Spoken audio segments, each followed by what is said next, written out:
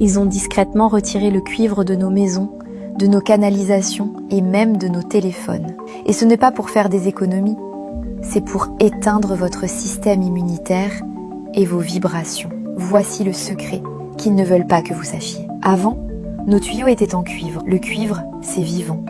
En quelques heures, il tue 99% des bactéries, virus, tout seul, sans rien. Aujourd'hui, ils ont tout remplacé par du plastique. Résultat, l'eau stagne dans des tuyaux qui pourrissent de l'intérieur, avec des biofilms immondes et des microplastiques. L'eau devient morte, chargée d'éléments nocifs qui nous fatiguent et nous rendent malades. Dans les années 1920, un inventeur nommé Georges Lakhovsky s'est intéressé à l'activité électrique des cellules. Il pensait que celles-ci fonctionnaient comme de petits circuits vibratoires. En utilisant des anneaux de cuivre autour de plantes, il a observé des résultats de guérison totale. Puis les autorités ont tout fait disparaître.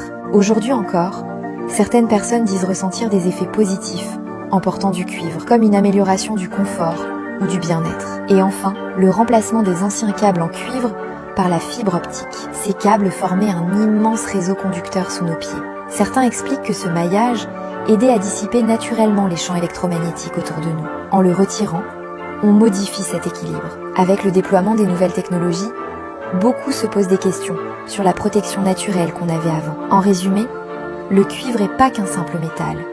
C'est un élément qui a accompagné l'humain pendant des siècles pour son côté conducteur, protecteur et vivant. Aujourd'hui, il revient doucement dans nos habitudes. Bouteilles en cuivre, bijoux, objets du quotidien. Et toi, tu avais remarqué cette disparition progressive ?